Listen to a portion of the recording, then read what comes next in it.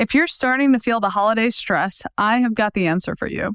So our Rest and Relax oil by Radical Roots is hands down our bestseller, and it is so for good reason. This formula is so safe, effective, and versatile. Everybody loves it.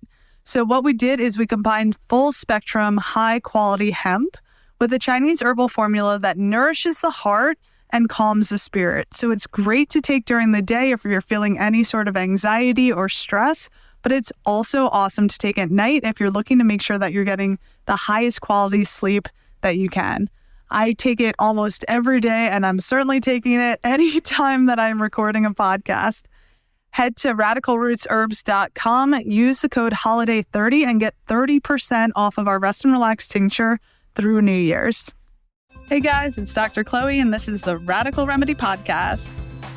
So today's guest is Dr. John Kim. He is an integrated pharmacist. He is an expert in functional medicine and also an expert in CBD and hemp.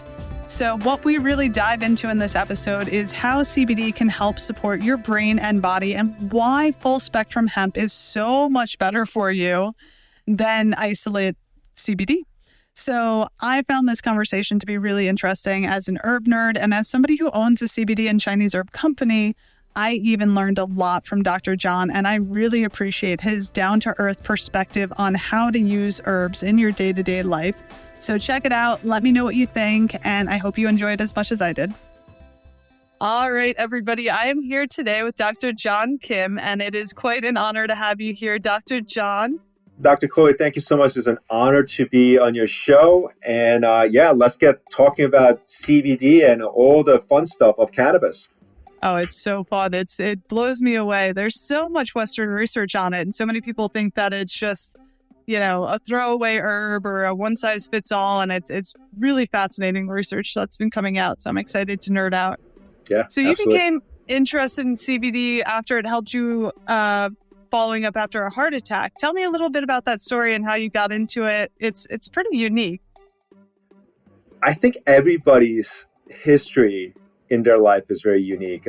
It's the where you are heading. I think that's a very important part, and what kind of doorways you end up having to see and open up afterwards.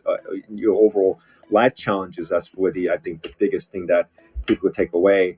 And me being sick and going through that path, end up having to open a lot of doorways in terms of what I know now and how I end up having to help my patients.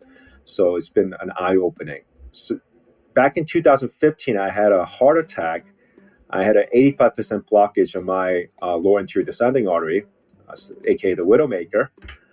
And I ended up in a hospital, ended up getting a stent put in. The cardiologist thought I had a pericarditis, actually, instead of actually having a heart attack because of my age, and as well as I was healthy, quote unquote healthy, I thought. And there was nothing going on top of the fact that my troponin level was less than 1. So there was absolutely no damage going on. Unfortunately, when we ended up having to do a echocardiogram, my left ventricle wasn't pumping correctly.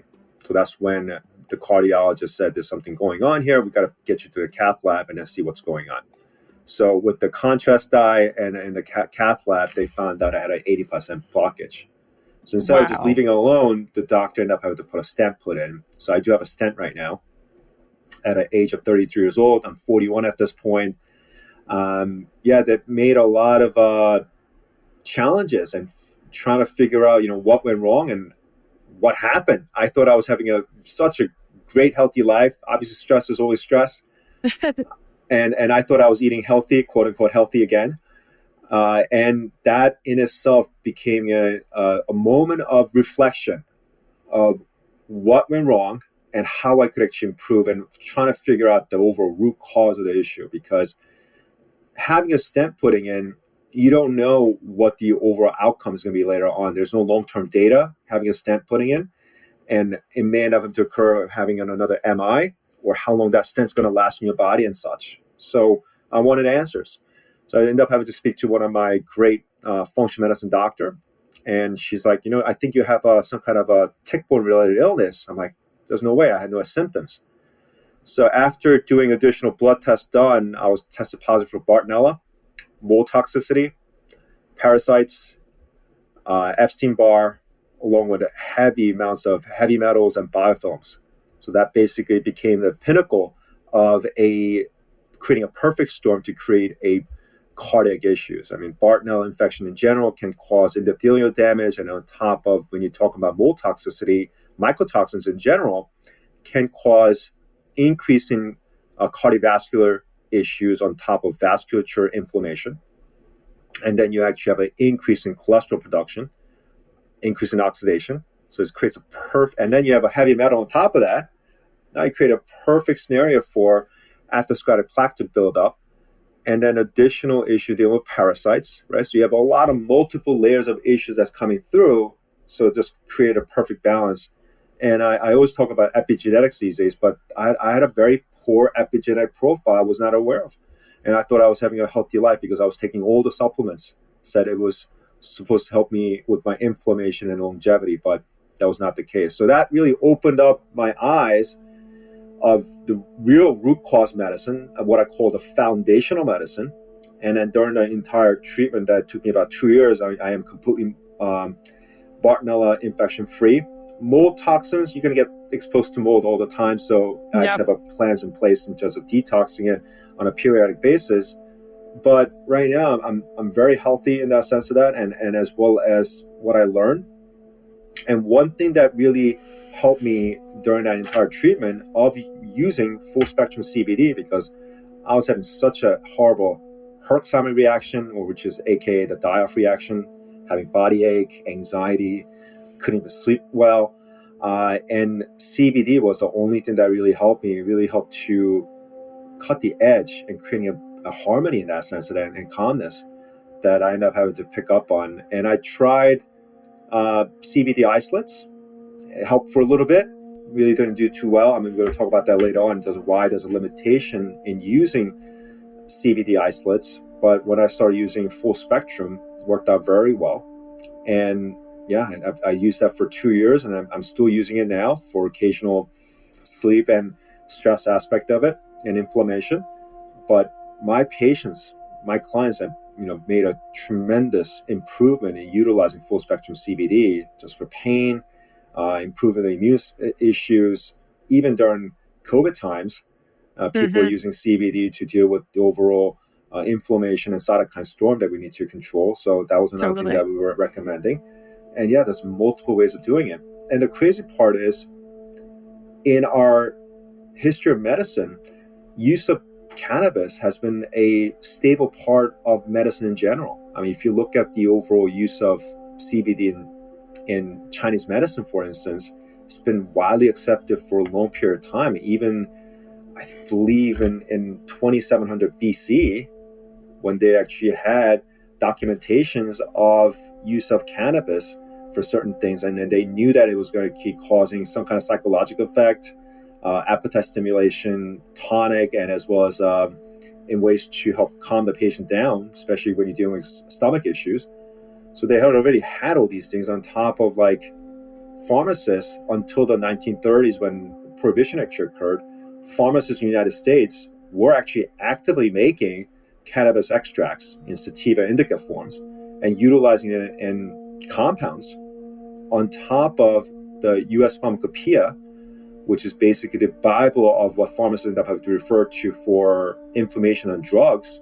They had written documentation of cannabis extracts and how it's used and what it is and such, written, documented by the U.S. government and the entire scientific community. So we had a long history. Unfortunately, there was such a misinformation that went on, and as well as certain civil rights issue that prohibited us from using it for almost 100 years afterwards. So this is where we are now. It's amazing. It's been an interesting ride watching the cannabis boom over the past couple of years. So just to go back to a couple of things that you said, one of the things that I love the most about CBD and that I often say to people is it gives your body and your mind sort of the space to heal a little bit. So as you were talking about healing from all of those many things, which are really common ailments that so many people are dealing with and that are at the root cause of a lot of people's health and, health concerns, like Bartonella and mold, et cetera, et cetera. CBD allows you to have that sleep that's so essential to heal, to reduce that inflammation, to help with the Herx response, which can be so severe sometimes. I know I'm always working on parasites with me and my son. My son has epilepsy with the full moon. And so that's often a parasite connection. So we'll do a parasite cleanse. His seizures will go away. And then, I've got pets who I've got to cleanse also. So it's always a bit of a process. And then they'll come back. But yeah, CBD is amazing for giving your body that space to heal. And obviously I love the connection with Chinese herbs, and how long we've been using them. It really is fascinating. And it's fascinating, the propaganda about CBD and about cannabis and the hoops that we've had to jump through. Owning a CBD company, I've had my credit card processor shut down 5 times. I've had to rebuild my website 4 times. I had my credit card processor hold my money for a month because I said that one of our formulas, which I was talking about the Chinese herbal formula, that was the base of the formula, supports women's health, which was literally the most vague term that I could possibly come up with. And since we're a CBD company, we're highly censored and highly looked at. So they held our money for a whole month while we were trying to deal with taking that down and try to explain that was in fact not a medical claim. But so it's fascinating to see how it's evolving. How are you using CBD in your practice as a functional medicine practitioner? What are you seeing most commonly that it's helpful for? So do the clients actually come to our pharmacy after trying so many other things, pharmaceutical or other vitamins, and then they're finding that they hit a plateau and they're trying to figure out what else they could use? So that's that overall discussion point that we kind of having to talk to patients about. What have you tried and such. So the common things that we see always is sleep, anxiety issues, or mental health, what they could do to improve their pain issues. So chronic pain is a big one that we end up having to treat, especially fibromyalgia, as well as global pain syndrome that a lot of patients might be dealing with. I mean, those patients are just suffering left and right. They haven't found anything to be helpful. And all of a sudden, CBD comes through, and that doesn't happen every time, but sometimes it just hits it out of the ballpark that they could literally at least now function and walk around, go shopping, and do the normal things that they used to do. So at least CBD is there to help take care of multiple issues, because you got to remember what CBD actually does and how it actually end up having to incorporate into our body. And the whole thing about the CBD is that we have to talk about endocannabinoid system. And then the cannabinoid is there to create a homeostasis and creating a balance with our immune system, especially creating some kind of a equilibrium within the cells and our body in general. So, patients are feeling better because they're able to at least control their pain at this point in time. They feel less anxious. Now they're not really dependent on medications anymore. On top of the fact that it can be very complementary in using pharmaceuticals with full spectrum CBD. Now, I didn't talk about CBD isolates because there's certain drug interactions that might be happening, but we're talking about a full spectrum CBD and use of pharmaceutical drugs can be very complementary. So patients who are undergoing, let's just say, chemotherapy, for instance, they could utilize CBD in a sense of actually help to support the immune system, supporting the overall recovery. But there are a lot of studies looking at in combination of CBD or even THC with using some type of chemo or radiation to help treat cancer. So that's been widely studied in Europe. It's not much studies in the United States, but there's a doctor named Dr. English who I met at a low-dose naltrexone conference, and he had tons of data showing his overall work and looking at CBD with some of the chemotherapy agents to help eradicate some of the issues dealing with melanoma, even breast cancer and such.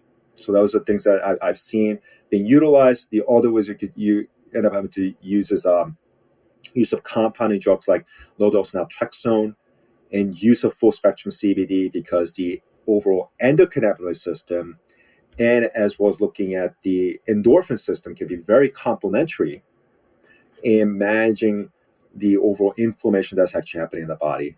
So in dealing with pain management, in dealing with autoimmune disorders such as Hashimoto's can be very helpful.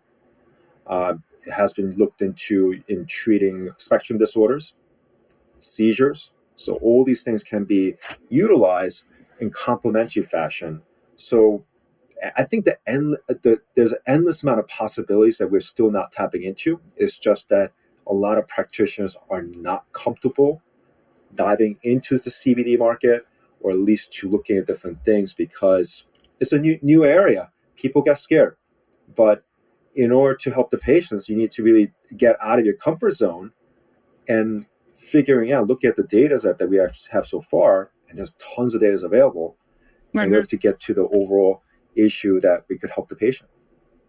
Absolutely. And yeah, I think practitioners are fearful, less in my field because we're already herbalists, but I think a lot of it also is there was, with the CBD boom, there was just so many horrible products out on the market, which we know CBD is a bioaccumulator. So it's going to pull up toxins from the earth, and, the extraction methods make such a difference in its bioavailability and its effectiveness. So I think, I know for me, a lot of people I talk to are like, oh, I tried CBD. It didn't work. It didn't do anything, and I'm like, well, which did you try? Did you get it at a bodega? Like, how did that go? So I think that there's just a huge variation in the quality and the efficacy of the products that are out there. So that's definitely something that we'll go into more of. But why don't we backtrack and just explain a little bit, if you don't mind, of the endocannabinoid system and why it has such widespread effects on so many different things? Because a lot of people look at it and they're like, well, how can it possibly treat all of these different things? And it's really beautiful how it really does and how the endocannabinoid system works. So I'd love to have you explain that a little bit more. Yeah, absolutely. So ECS, or the endocannabinoid system, I call it the master system, right? It controls so many aspects in the body, and everybody thinks that it's just the GI system, the central nervous system. No. There's an entire system that envelopes the entire thing over that, and that is the endocannabinoid system. So all mammalians actually have endocannabinoid system, and it's one of the things that's going to be located within the brain and the spinal cord, as well as the peripheral nervous system as well. And it regulates various areas of our body, especially the physiological, cognitive functions. It also helps to control appetite, pain sensation, mood, fertility, right, pregnancy. And during a pre- and postnatal development, the ECS system gets developed first, even before the central nervous system or the GI system being formed. Wow. So that is the pinnacle of what controls all aspects of the body's development, recovery, and as well as, you got to remember why the ECS system is there, is to create a balance in essence of it. And so, our body actually makes our own endocannabinoids, right? Anandamide is one of the things that we create already. And that anandamide actually has a similar structure to THC. So that feeling of bliss that we actually have after working out of some sort, that is our overall ECS system kicking in to create a balance within our body, to dampen the cortisol level down. And we've seen this in an animal model study as well. So there was a particular study looked at, they were stressing out rats, and they noticed that the cortisol level was keep on increasing. At the same time, the body's own endocannabinoids end up to increase to dampen the effect of the cortisol. So that's our natural body's mechanism to create a homeostasis and creating a ways to decrease inflammation, and then the overall detrimental part of the cortisol issue that the person might be dealing with. The issue is that because of our poor epigenetic profile that we're actually dealing with, right? Poor eating habits and eating very bad seed oil can actually affect the endocannabinoid receptor expression. And we'll talk about that later, but that could be one of the aspects of it. And as well as the fact that there's a certain amount the body's able to handle in terms of stress. As a result, there's a whole new term called endocannabinoid deficiency, where now it creates a perfect opportunity for other pathogens coming to play, and then your body's not able to recover so well, right? So dealing with chronic pain, for instance, you just don't create chronic pain unless there's some kind of a stressor coming through that tips the patient over. But until that actually happens, I mean, just this is over theory aspect of that and looking at it. And this happens to be the case in our patient scenarios as well. They're fine controlling all these stressors, and also one little thing tips the person over, and now they're dealing with overall stress issues, including autoimmune disorders, right? That could be that little tipping point could be some kind of viral infection, right? Or maybe a car accident. Maybe it could be a scenario where they had a stressful event, so almost like a PTSD that developed into result in that. This is where the overall ECS deficiency comes through, and body's not able to handle that overall stress. And CBD actually has a great amount of role in managing our immunomodulatory effect. So that's something that CBD is able to do very well. And if you look at the entire cannabinoid profile within a hemp plant, for instance, I think about 60% of that expression is based on CBD. 0.3% will be THC, and everything else is other endocannabinoids coming into play to create a entourage effect to work on different subreceptors of our body, and then within the ECS and other receptors. So that really helps to create a balance, and managing all these things is just that because of everyday stress, everyday happening, chronic illness, poor eating habits, inflammation, all those things end up having to deplete the way that our body's own ECS system is able to regulate our body. And so what we're trying to do is using full spectrum CBD to create a external balance approach to help create a path to healing, right? So you're just basically giving a little bit of boost for the body's own mechanisms of healing to occur and activate that. Yeah, it's amazing. One of the things that I love the conversation about endocannabinoid deficiency, because I think it's so interesting.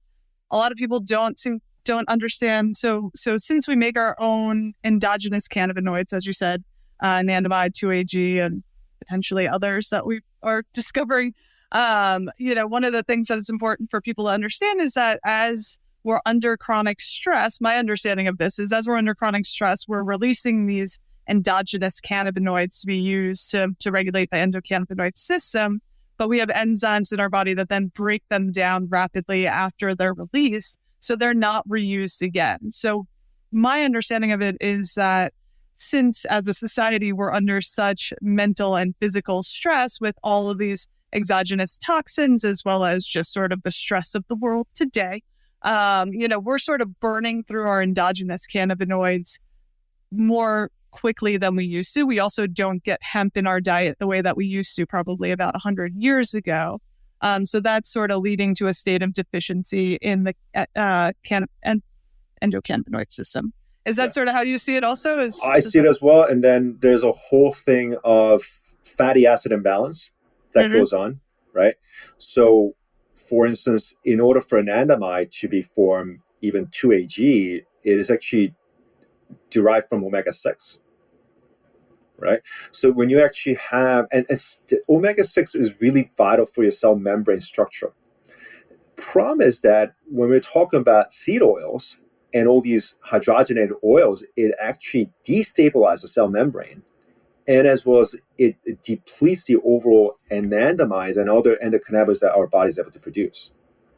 And then when you are dealing with other inflammation, which causing omega-3 deficiency as well, that can also affect our ECS profile and the receptors at the same time. So it's all about the epigenetics, comes down to that, and all about the fatty acid imbalance. I'm a big proponent of cell membrane support and using phospholipids and having the right amount of omega-6 and omega-3 in terms of 4-to-1 ratio, that you need to actually use a non-oxidized bioflavonoid-rich components of fatty acid that you could end up having to use to support the entire body's cell membrane, the mitochondrial function, and our ECS expression that is really needed.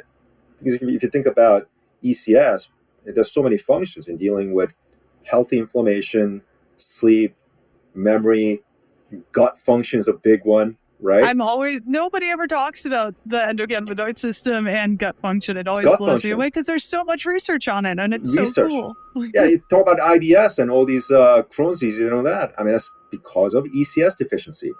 Metabolic process, right? It also deals with stress response that I've already talked about, relaxation, resiliency, right? People are lacking resiliency to handle stress, right? People are just breaking down at this point in time because of just a little bit of stress going on. That's an ECS deficiency right there. Maybe you need some more omega-6 and omega-3 in a healthy balance, and maybe you should fix your diet and then maybe supplement you with some full-spectrum CBD. Absolutely. Yeah. It's fascinating and terrifying all rolled up in one as we look at the health profiles of our society right now. So let's get into some of the pharmacodynamics of CBD and how it works with pharmaceuticals. Because as you said, it can be really beneficial to work in conjunction with pharmaceuticals. There's a lot of confusion as to whether you can take CBD with pharmaceuticals and how that works. So I'd love to hear your take on that and how it works how you're seeing it work in your practice. Right. Well, even before we doing that, if you don't mind, I mean, we should talk about the way that the CBD even works in the body, right? It's just not Sure. there's such a misunderstanding of, when I first started doing this back in 2017, actually, everybody's talking about, the CB1 and CB2 receptors and how the CBD is able to affect the CB2 receptor, which is one of the receptors that help to modulate the immune system. And it's actually widely expressed within the periphery, right? So just kind of give you, for the listeners out there, to differentiate what CB1 and CB2 does is that CB1 is expressed within your neurological system. So THC, for instance, has a direct effect on the CB1. So that's the reason why you end up feeling euphoric or other psychological effect. And then CB2 actually works almost on the same receptor as CB1 in a negative allosteric modulatory effect. So what it does is, simple term, CBD is able to change the shape of the CB1 receptor to modulate, or at least to kick off the THC off the receptor to work in a different ways of doing that. So could just kind of give you an example of how this could be utilized in medicine. If a person overdoses on THC, you could use a high dose of CBD to reverse the effect of THC. Okay, so that could be very helpful for emergency medicine. There are potentially kids or maybe pets could end up having to eat through edible THCs, and I did that to my dog once. He didn't overdose. Okay. When I was in college, he got a brownie off my bed. I blamed my brother, and it was my dog. Too funny. So that could be utilized, and cannabinoids, bind to certain receptors to create, agonistic or antagonistic response. And when you talk about agonist, for instance, it causes euphoria, hunger, and thirst. So that's exactly what THC does. And an antagonist, that's more that CBD does, is that produce a complete opposite effect. So CBD can be stimulating for some people because it's a kind of a sativa form. Mm-hmm. So some people feel like, oh my God, I feel anxious taking CBD. It can occur. Doesn't mean that doesn't happen all the time, but it does occur. So there's a big difference in that aspect of it. And especially there's a 65 different pharmacological targets that CBD is able to hit, including different receptors, ion channels, right, enzymes and transporters. And at the same time, it's able to modulate, like I said, the immune system, physiological modulation of activity. So there's many, many things going on. And there's certain things like different receptors that could hit, is like the serotonin receptor, adenosine receptors that could be hitting on top of glycine, ion channels I talked about, is able to help to modulate the transportation and certain enzymes in the body as well. So there's a lot of things going on, including help to increase the reuptake of certain neurotransmitters like dopamine, norepinephrine, GABA, and anandamides. So there's different roles that CBD can do, and you don't even think about these things until you get to nitty-gritty science of the pharmacology of it. And then there's a whole thing with, we'll talk about entourage effect later on, but there's definitely a certain scare of drug interaction with cannabis. It's not just about CBD. THC can be causing certain drug interactions with certain medications, and as well as it can cause a antagonistic and as well as agonistic effect of certain drug enzymes called cytochrome P450. So you have to look at that as well. Those are typically the meds that have the grapefruit warning, right? That work on the cytochrome P450. So cytochrome P450 is a phase 1 metabolism of a drug interaction. And this can be very confusing for lay people out there. I mean, for even pharmacists can be very confusing, and even healthcare professionals. Now we're just really getting to deep dive into that. I'll try to make it simple as possible. So there's an enzyme called cytochrome P450, which is part of a phase 1 metabolism. And within that cytochrome P450, there's different subgroups. 1A1, 3A4, the different sub-enzymes in that aspect of it as well. And the crazy thing about CBD, and certainly in interaction with certain medication, it can either speed up the metabolism of a certain drug or end up having to stop the metabolism of certain drugs. Right? So that's where that overall confusion coming into play. And when you're talking about drug interaction as well, there's three main ways how two drugs or two certain compounds, as when I talk about compounds, that's including CBD, can interact. One, it could be the metabolic interaction. I talk about how it can speed up or slow down the drug metabolism. So that's a metabolic interaction. And then there is certainly a drug distribution change as well. So certain drugs can affect the absorption of this other drug that you're trying to take. So that could be where the change in the gut absorption, as well as there's certain things in terms of how there's something called a prodrug. So you need the phase 1 enzymes to allow an inactive drug molecule to become an active drug, right? If CBD is there to stop that change of the drug molecule to make it active, well, you have a useless drug at this point in time. So that's not going to be helpful. And then there's a third way how drug interaction could come into play, and that's the conversion pathway, where the two drugs either working in a same fashion to get to the certain receptor, or they end up having to cross and cancel each other out. So that could be another problem as well. And when you're talking about multiple drugs, I'll just give you an example for a patient dealing with seizures and they're taking 3 to 4 drugs, that can be very confusing, like in terms of how do we navigate this through safely. And you're talking about grapefruit, just for instance.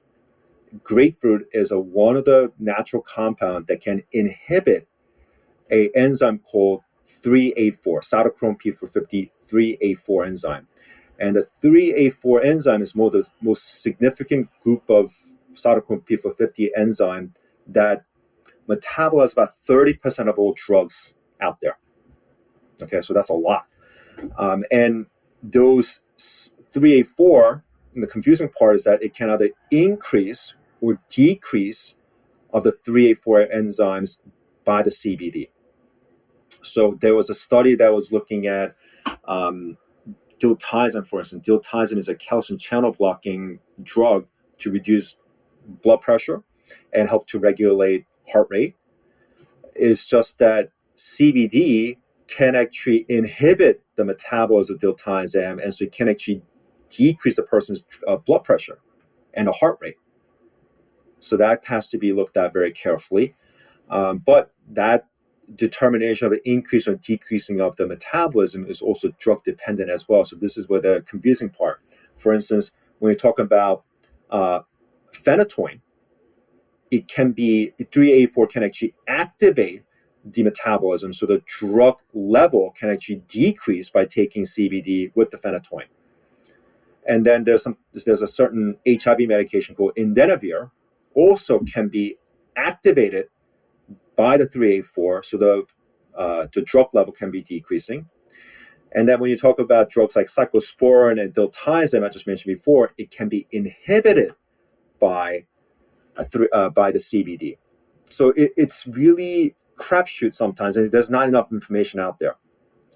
And it can be confusing. And so I don't want to go through this whole thing, because for listeners out there, like, what is this guy talking about? Here's the thing, right? In order to really get to the easier part of it, and this is where the safety profile comes through, and picking the right CBD is going to be really, really helpful for you.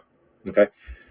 There's a whole thing called the entourage effect, right? Entourage effect, it happens to be the case very well described within Chinese medicine, how when you take a whole plant extract, for instance, right? A whole plant extract, there's different compounds within the natural form of the plant or an herb that's able to work in a synergistic effect to create the best outcome possible for the patient.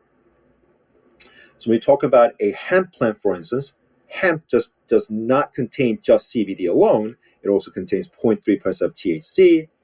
It has other 160 different cannabinoids on top of fatty acid, terpenes, and all that good stuff. Why this is so important about it is that all those things that I'm talking about right now, and enveloped into a capsule, let's just say, creates an entourage effect where all those little components of those things is able to work synergistically to create a better outcome and better results compared to just taking a single molecule of the cannabinoids. So when there's a comparison study looking at just a single THC model versus a full whole plant extraction of a cannabinoid or plant of the hemp plant, for instance, the whole plant created a better outcome for a person's pain level control compared to just looking at isolated form of THC. Now, why this is so important is that when you're talking about drug interaction profile, when you pick the right form of full spectrum CBD oil or capsule, whatever, as long as you have the right extraction and the right full spectrum and an entire expression of the cannabinoids we're talking about, endocannabinoids we're talking about, the drug interaction profile wise is much, much less or non-existent, because all those things end up having to either cancel each other out based on the cannabinoid profile, or because the drug interaction of CBDs is really dose dependent, having a full spectrum CBD, the effect of the drug interaction issue is going to be much, much less or non-existent at all. Right, so wow.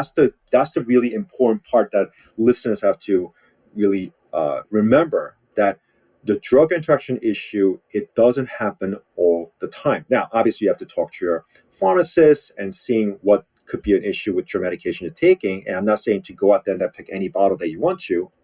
But one thing, especially clinically wise, and this is where the extraction science is really important, we're going to talk about that later as well, picking a ethanol extracted full spectrum CBD oil that creates a better full spectrum profile extraction compared to CO2. And I've seen this clinically as well. And obviously this is more or anecdotal. Drug interaction issues much less or non-existent with a ethanol extracted full spectrum CBD oil. Yeah, it's really fascinating. It's interesting to me as an herbalist to watch all of it. And, in Chinese medicine, we use different herbs together to create dynamic formulas that are addressing not only the symptoms, but the underlying ailments. And so, we're sort of doing the entourage effect stacked with all of the different herbs together. But it has been fascinating, as a seizure mom of a child with, intractable epilepsy. My son's formula that I started our product line, Remy's Revenge, with, it's really hard for me because I have a lot of patients and, I have a lot of customers who will call up and other parents who will call up asking questions about, my kid's on 4 different seizure meds. Can they start CBD? And for me, it's sort of out of my scope. A is just a business and not seeing this person as a patient. And then B, it's sort of out of my scope in terms of, the dynamics with the pharmaceuticals. So it's fascinating to hear you break that down, and that makes a lot of sense in terms of the entourage effect, making it more safe and effective with pharmaceuticals. Yeah, absolutely. And then it's all about how the nature is intended to be, right? Nature's created so this way you have different compounds there to actually really help to create a balance anyway, right? That's what entourage does. And so full spectrum CBD oil, the right full spectrum CBD oil that is, tend to use the smaller dose to exert the same effect as an isolated form of CBD. So just kind of repeat and kind of rewording it for listeners out there, just kind of repeating again, full spectrum CBD oil tend to use the smallest amount dose of the CBD to exert the same effect as an isolated CBD. Right. So when you look at the GW Pharma study looking at Epidiolex to control seizures, for instance, what they were using thousands of milligrams of CBD, right, in an isolated form. And that's the reason why they saw liver toxicity going on in conjunction with valproic acid, for instance, right? So that's what the challenge is. They were not looking at the full scope of the activity of the cannabis plant. Instead, they end up having to just isolate a single molecule, and that just ramped up the dose. Of course, going to cause all those issues. Yeah. There was, I think we talked about this last week, but there's a really interesting meta-analysis that looked at Epidiolex versus full spectrum CBD. And it showed that they needed 6 times the amount of the Epidiolex, the isolate, in order to reach the same seizure threshold, and had 6 times the amount of severe and mild side effects. But it's also very hard, especially when you're dealing with like such a catastrophic neurological condition. People get in there and the Western doctors are trained in pharmaceuticals and they just hand them out. And I can tell you that it's very challenging to go against the Western doctors. And I can tell you that a lot of them really don't know what they're doing when it comes to seizures. At this point, Remy's doctors are literally like, what meds would you like to try and at what dose? How would you like to add that with CBD? So it's interesting seeing how confused neurologists actually are on how to use some of the pharmaceuticals. So yeah, there's always a challenge in that, and another thing they are not understanding fully, and this is where such a biasness actually happening within the pharmaceutical world, is that any of the clinical information that's been given to the doctors about certain medications, especially CBD, is given by the pharmas, right? So I'll give you a perfect example is that back in 2019, I was actually at the FDA CBD hearing, and the number one speaking point, even though there were other CBD industry leaders and coming in and then talking about these, including myself, the big pharmas, and I have to come in and said, those are dangerous, that you need to work on isolated form of the CBD because we're able to purify it. You don't have any deal with any pesticides or contaminants, all that, and you get a better results, and you have a control study models that we could create and looking at the dosing effect and all the safety that we have done, and that they create the better value in patient safety compared to a well-regulated CBD market, right? The one thing that I'm going to tell you right now is that use of hemp, and hemp being available since 2014 when the Farm Bill was signed by the Obama administration, and then obviously the Trump administration really expanded it in 2018 and having to regulate in dealing with the class 1 to being overall legal to be used in industry-wise. Hemp is the plant for the people, right? It really expanded our role as our own path to create a sustainable market for people out there. Either you could use hemp for industry, for making fibers or whatever you want to do, right? Including food, right? There's such a great balance of omega-6 and omega-3 balance within the hemp seed that you're going to get a good amount of fatty acid, which I love. And then there's a whole medicinal side that you can end up having to use by extracting the cannabinoids from the flower buds and having to utilize it as well, right? So that gives people the overall control in terms of their overall health. And unfortunately, big pharma doesn't like that. No, they don't seem to. I believe there was also I think it was just a survey that was done a couple of years ago that showed that about 40 to 45% of people who started on a full spectrum hemp extract were able to get off of their pharmaceuticals. So that alone shows why there's so much censorship and issues. And it's been disturbing to me to see how much of the research recently has been focused on the isolate pharmaceutical derivatives of cannabis as opposed to the whole spectrum plant, because they're sort of just drowning out, the full spectrum plant in terms of research. So there's not much research on that because it's harder for, small companies like me to get money for research and to do things on the level that a pharmaceutical company can, obviously. So it's scary and exciting all rolled up into one. Let's talk about some of the issues with the products that are out there, or some of the things that we want to look at for a good product. So you were talking about ethanol extraction versus CO2 extraction. I use a totally different extraction technique than either of those, which I'll talk about afterwards. But I would love to hear your take on both of those, because I think it's so important that you're getting the right extraction method for your plant. Yeah, the extraction really sets apart what type of product you're going to be making. So, we talked about full spectrum. So kind of give you a definition of full spectrum for listeners out there. Full spectrum provides the full entourage effect of a greater synergistic therapeutic value to your entire body, right? So you're not just talking about cannabinoids, which is about 160 and plus you have other plant chemicals on top of terpenes. Terpenes are really the essential oils from the plant itself, and that in general end up having to work on different sub-receptors in the body as well. So there's a nice study looking at how certain limonene, so to give an example about certain essential oils like limonene or other essential oils working synergistically with other CBD profile, right? So that in itself shows that, Mother Nature had created this perfect plan to work synergistically, and that's what the full spectrum is. And so I prefer that over anything else. And then there's a second product called broad spectrum CBD, where the THC has been removed, and that can be ideal for clients who's working in a government and they don't want any signs or any detection of THC in their drug test, right? And then there's isolated form, where it's a single cannabinoid of CBD. Now there's companies that's making CBG, CBN, THCA, and then THC V. There's so many other things that's coming up at this point. So this possibilities are endless. You're talking about 160 different cannabinoids within the plant. So yeah, of course you're going to have multiple things there.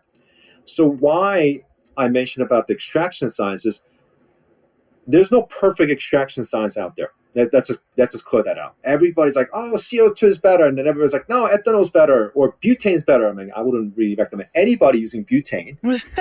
But this is the thing. There's such a confusion there. So what I tell people is like, what is your overall end product that you're trying to create?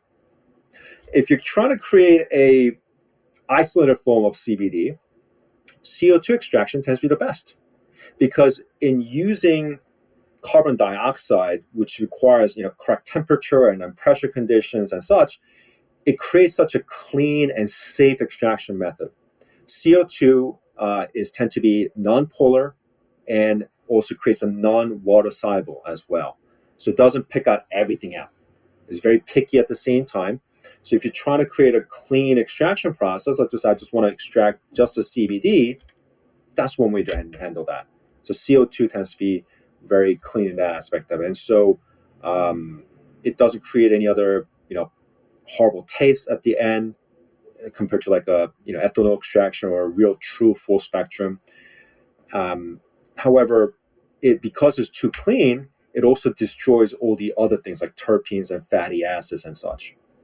So when you have a company saying that, hey, I'm using CO2 extraction to make your full spectrum, that's not a real full spectrum extraction, because it's going to destroy all the terpenes. Certain cannabinoids that you might be having within the plant cannot survive that temperature change and the pressure conditions that the CO2 extraction has to have and create.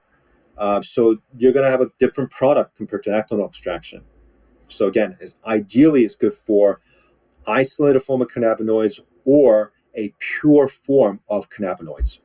So that's where the CO2 extraction is going to do very well. Whereas when you're looking at ethanol extraction, it's probably one of the oldest method of extraction science, and pharmacists back in the day were using ethanol extraction to get cannabis extract out. And alcohol used as a solvent, it is clean, right? It is safe. It doesn't usually require any other fancy science in that sense of it.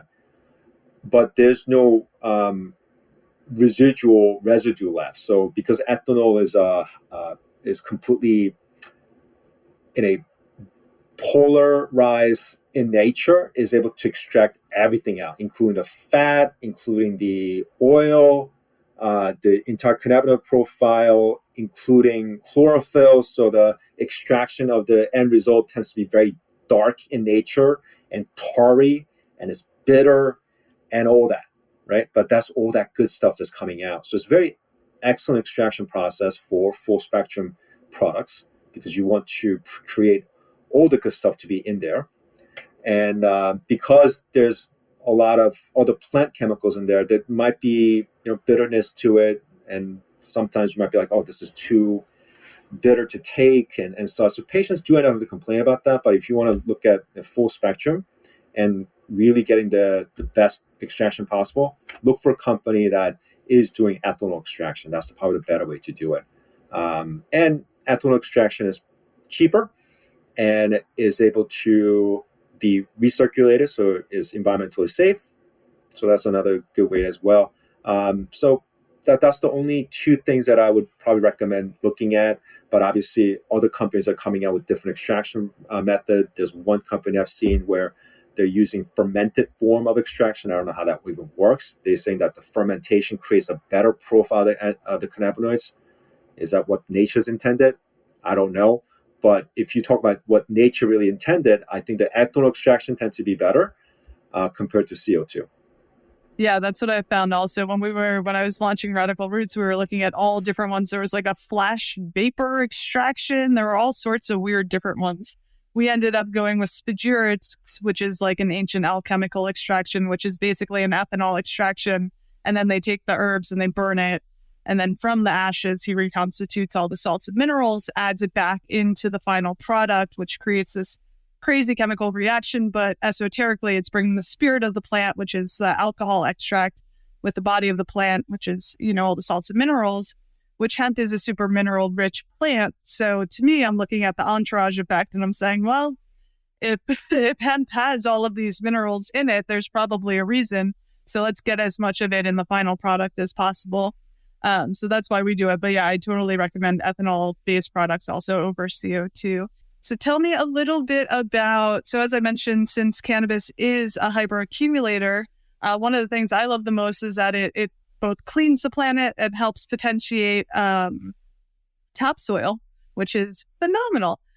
Tell me a little bit about how we can make sure that we're finding safe products that do not have toxins in them, because that's a big issue in the field. Yeah, it is a big issue. And that's the reason why the beginning stage of the OTC CBD products that was available, third-party companies were randomly picking these bottles of CBD off the shelf that they found that it was tainted with heavy metals, different solvents, including mold toxins and such. So you have to look at these things in a safe method. And the biggest issue, and this is one of the points that we as generally, OTC CBD market was completely concerned about, is how can we ensure the safety of our products to be out there, and as was creating a standard or method that all CBD companies are able to follow. So that was one of the challenges that we were bringing forth to FDA, but they really didn't listen, because their overall goal is to do what? Allow the big pharmas to get into the market and then creating different patents available for these natural plant medicines to be created and sell for profits. So just as you mentioned, Chloe, that hemp is a bioaccumulator. Any cannabis is a bioaccumulator. So what that means is that any crap that's in the soil is able to uproot. Anything in the air is able to get sucked in, and then is able to clean, and as well as to providing different means of, safe way to handle that. So give an example. Chernobyl, that's a good example. After the nuclear fallout, I believe country Ukraine ended up having to plant several hemp plants around that area to suck up the nuclear waste. Even Fukushima, afterwards, they planted hemp plant as well. So it is a good agent to suck up crap off of soil and environment. But just because it's actually such a good product to clean things out, you as a consumer have to also be careful in terms of where that particular hemp was grown, how it's actually been processed, how it's extracted, and then at the end of it all, do you have a safe product? And you should also ask about certain studies and looking at quality assurance. So that's a very important aspect that all consumers have to really rely on. And so if you don't have that, you're just doing a injustice of yourself and really getting a subpar product, and you don't even know if it's really working out, or is it really helping you, or is it hurting you? So that's really important part. So certain things that I ask patients to look at as a consumer, even for me to carrying CBD into my pharmacy, I look at potency study. In terms of what's labeled on the bottle is what I'm really getting, because there was such a mismatch in terms of the labeling aspect of it and then what's really in the content. That was basically the issue that these third-party companies were finding. I think you're legally allowed to have like a discrepancy of like almost 20% of what you're saying. It's something wild like that. My manufacturer was telling me, and I was like, that like, so if I have a 500 milligram bottle, then that's I could legally have 400 milligrams of CBD in there, which seems quite unethical. Unethical, but that's what it was. I mean, but then when you look at a pharmaceutical companies, for instance, there's only about a 10% window in terms of that, right? It's because pharmaceutical companies, the batching they do is such a high amount. So when you're talking about the error percentage, it's going to get increased as the batch insert grows. But when you're looking at CBD, for instance, the extraction and the amount that they're making will be much less compared to a pharmaceutical company. So I do get that, but there's still a discrepancy within the strength that you're going to be purchasing. So potency study is very important. You should also looking at if that particular company have done any microbial study as well. So salmonella, E. coli, mycotoxins, heavy metal toxicity testing, because naturally arsenic and lead is in the soil, right? There's been studies in terms of having arsenic and lead in chocolate. It's a natural part of the soil, okay? It's just, you can't get away from it. But is that going to cause a lot of issue in you? Not really, as long as you're able to excrete that out. But if you have a company who's not looking to, looking at the overall end product in terms of how much of the acceptable amount of, let's just say, lead or heavy metals in there, then that's not a good product either, right? And even though naturally the trichomes of the actual hemp plant, so trichome is like little phalanges within the hemp flower, and that is where the overall terpenes and all the cannabinoids have come into play. It does create a naturally antimicrobial surface, so it's resistant to mold and such. But once you harvest that plant, and they have to try the plant out, they have to clean the plant first, and they have to try it out. That process may cause mold growth to occur within the plant, and hemp is known to have mycotoxin issues. So if you have a finished product is laced with mold or mycotoxins, patients who are immunocompromised can have an issue with mold toxicity. Or even people in general, dealing with mold toxicity in general, can have an overreaction and having hypersensitivity to the finished product. So mold toxin testing is very important. I look at solvent testing as well. There's different solvents that could be used for extraction in the finished products, right? Is there a certain amount of glycol in there? You should look at that as well. And then I also like to, there's not really a lot of companies do this, but terpene profile. How much of a terpene are you really seeing at the end product? And are you able to get the right amount of terpenes that you're looking for? Because there's certain companies where they do CO2 extraction. I mentioned about the terpenes can be damaged during that CO2 extraction. They may end up having to add in terpenes at the end as a finished product. And to say that, hey, we are full spectrum, is it really? No, you just artificially just include it in there because you have a subpar product. Totally. Well, the two things on that. One, terpenes, just to make everybody really understand how important the terpene profile is. Everybody has smelled marijuana before. That is the smell of the terpenes in the plant.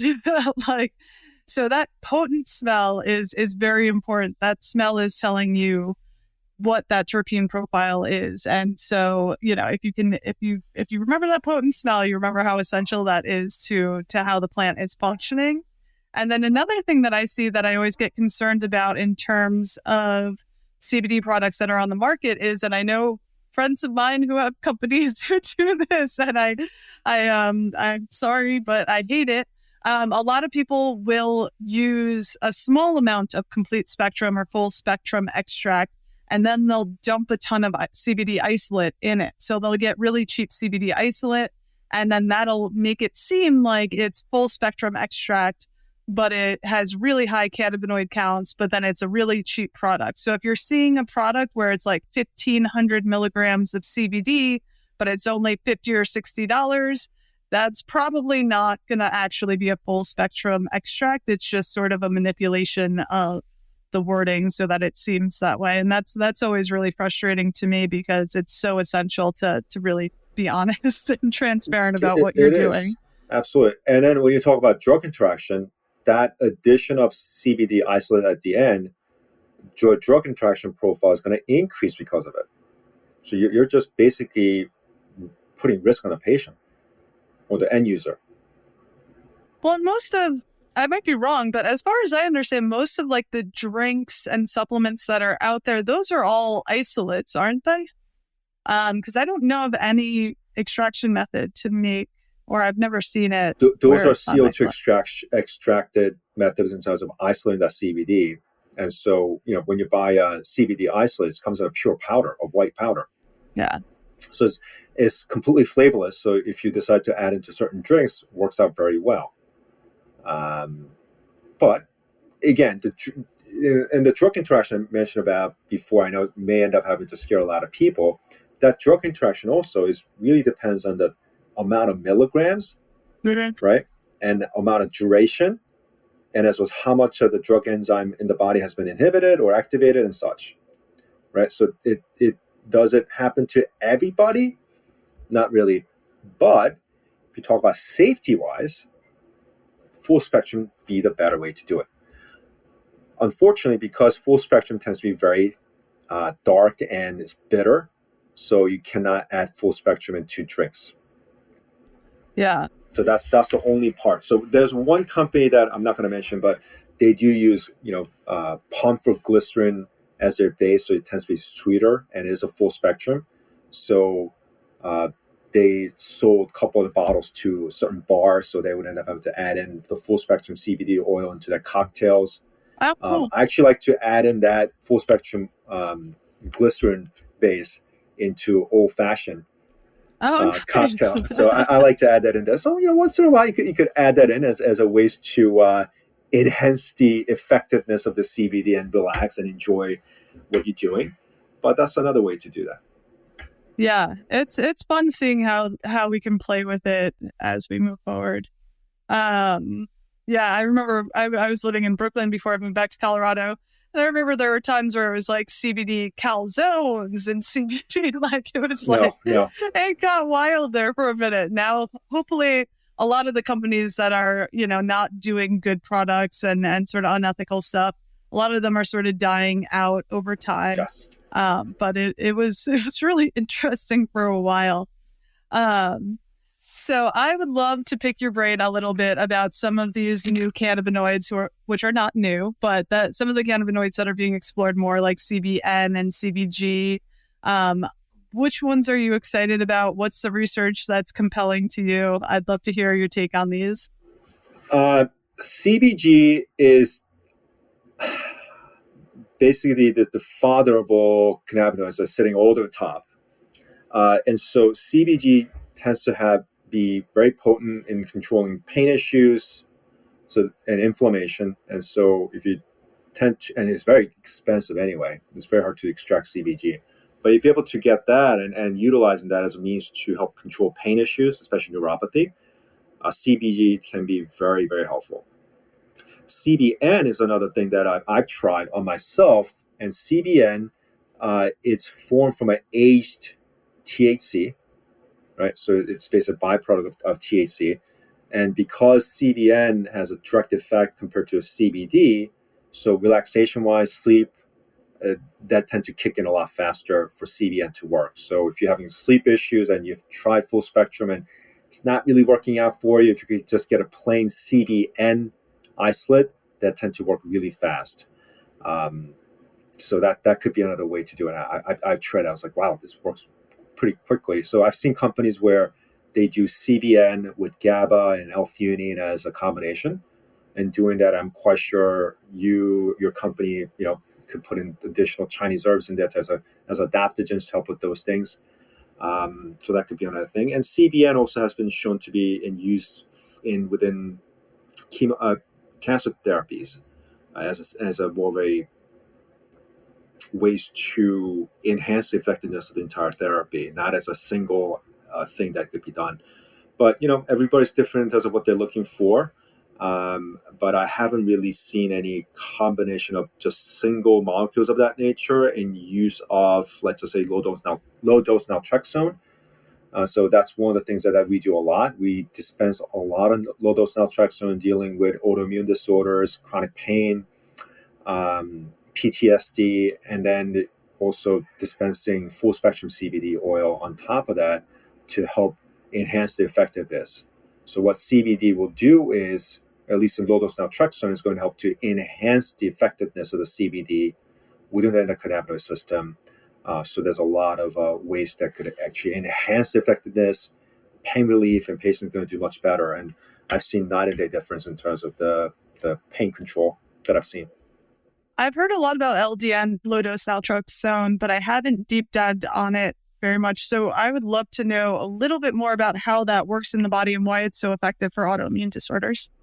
So naltrexone has been dispensed for over 50 years at this point in time for opiate addiction and obviously reversal of opiate overdose as well as alcohol dependency. Use of naltrexone, the dosing is between 50 to 100 milligrams for those indications. But when they found out that you could use in a lower dose between 0.5 milligrams up to about 4.5 milligrams, it actually created an anti-inflammatory effect. On top of it, helps to modulate the immune system. So whenever I say modulate, it's able to balance the immune system out to help control certain things like inflammation, autoimmune disorders, and such. And when you talk about cytokine storm, and there's been, I think there was like 4 different clinical trials still ongoing at this point, in using low dose naltrexone for cytokine storm for COVID control. That works really well because, again, cytokine activity is all immune-based and wreaking havoc. That naltrexone is there to help to dampen that and control it. And CBD helps to control that as well. So there's different ways in terms of working at different receptors of endocannabinoid and endorphin, but has a synergistic effect in how the body is able to utilize those 2 compounds in the body. On top of naltrexone helps to decrease activity of the mTOR activity as well. So it's also another anti-inflammatory effect. Helps to block certain mu receptors, right? So another pain control. So multiple ways to do that. You could even use naltrexone topically to help increase collagen production for wound healing. So that could be another thing. I mean, I had a 3rd-degree burn on my arm, and right now I use topical naltrexone for 2 weeks. This burn occurred back in 2017, and one of the crazy things was that the level of healing was very, very short. On top of the fact that the overall skin damage that was supposed to occur from that type of burn never existed after using naltrexone topically. So I have a published study and looking at that as well. And so there's a lot of effect that we could extract from naltrexone. Naltrexone also is very cheap. So if you want to get a 3-month supply, for instance, it's only $68 for patients. So talking about patients who have never found any relief using pharmaceutical drugs, and all of a sudden naltrexone, which is a very cheap drug that you could get from a compounding pharmacy. Yeah, it's not covered through insurance, but for costs of maybe paying about $23 a month and able to control all the facets of issues dealing with autoimmune disorders, including pain, it's life-changing for people. And then if you combine that with full spectrum CBD, you're going to see a greater effect. It's amazing. How do people go about learning more about low dose naltrexone, and so if somebody's listening and they have an autoimmune disorder, what would you recommend they sort of do to start looking down that path to see? Because I don't think it's something that's I think in our world, in functional medicine and biohacking and whatnot, we know a little bit about, well, you know a lot about it. I certainly know something about it, but where would people start on that path to start seeing if that's something that they should be exploring for their healing journey? Absolutely. So there are two ways of going by doing that. There's one is to visit LDN Trust. It's a nonprofit LDN organization, helps to train doctors and practitioners to prescribe naltrexone, and there's several doctors and practitioners getting involved in educating each other. And there's patient support websites that you could join within that website to learn about and how it could help you. And there's so much handouts you could print out and bring to your doctor about it.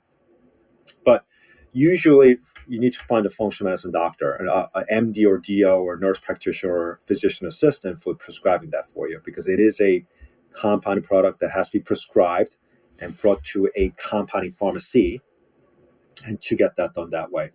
But in dealing with cost-wise, it's so cheap compared to some of the drugs out there.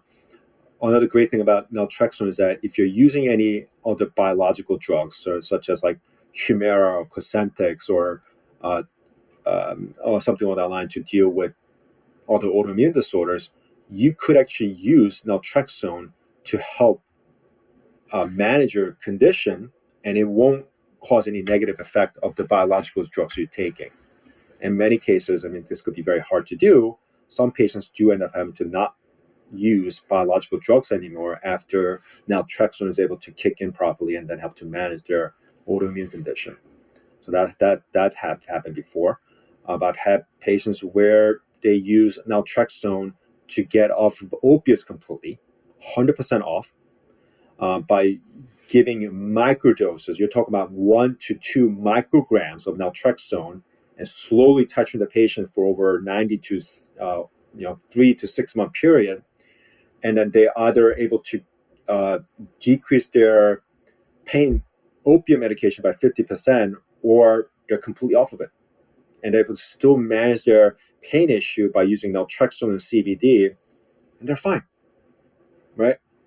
Like, you could end the entire opiate epidemic by just using naltrexone.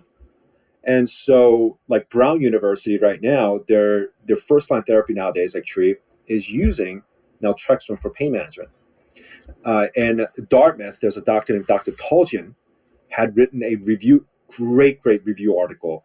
And just type in Toljian, or at least LDN and Dartmouth University, and his review article is just phenomenal in terms of describing the efficacy and the possibilities of LDN to treat some of the patients that are dealing with chronic issues.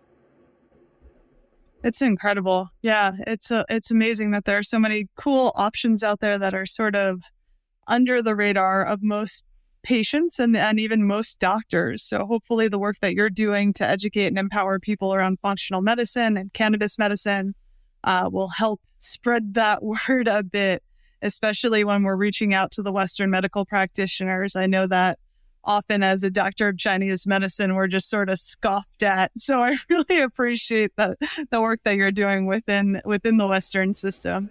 Yeah, I respect a lot of acupuncturists. I'll give you an example. My aunt was a pharmacist and an acupuncturist. So in Korea, for instance, they allow you to do dual degree pharmacy and herbal medicine and Chinese medicine.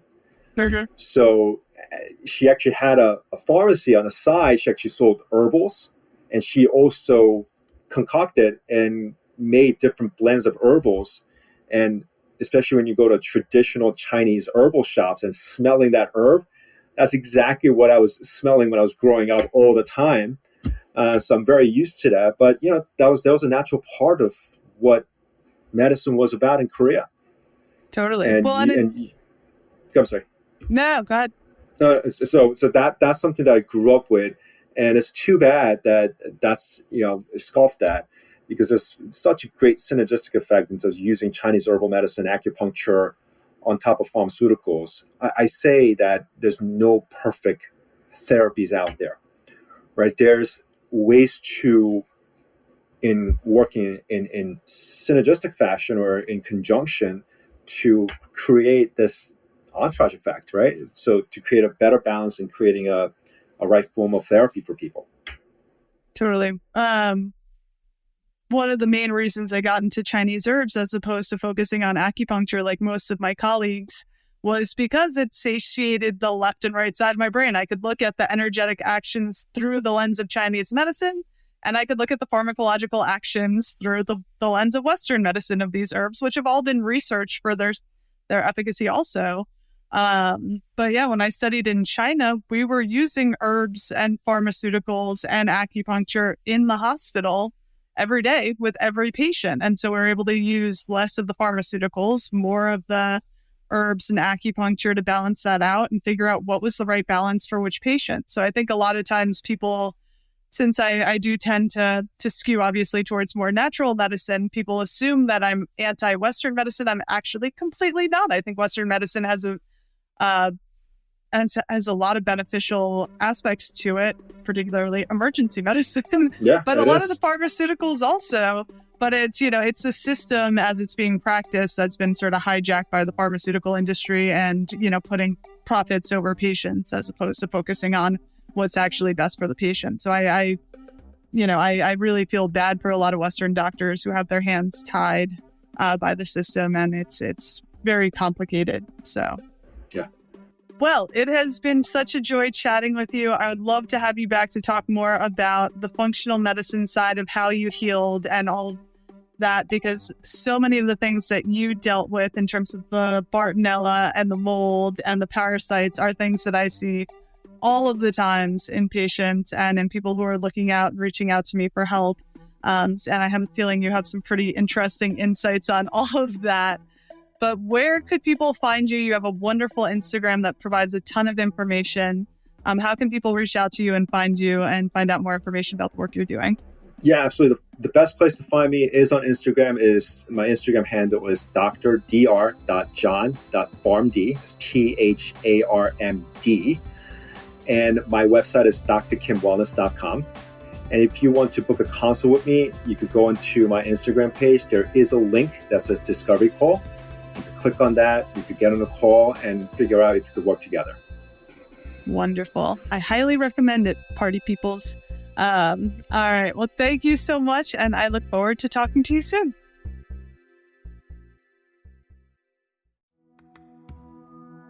Thank you for listening to the Radical Remedy Podcast. The Radical Remedy Podcast is for general informational purposes only and does not constitute the practice of medicine, nursing, or other professional healthcare services, including the giving of medical advice, and no doctor/patient relationship is formed. The use of information on this podcast or materials linked from this podcast is at the user's own risk. The content of this podcast is not intended to be a substitute for professional medical advice, diagnosis, or treatment. Users should not disregard or delay in obtaining medical advice for any medical condition they may have and should seek the assistance of their healthcare professionals for any such conditions.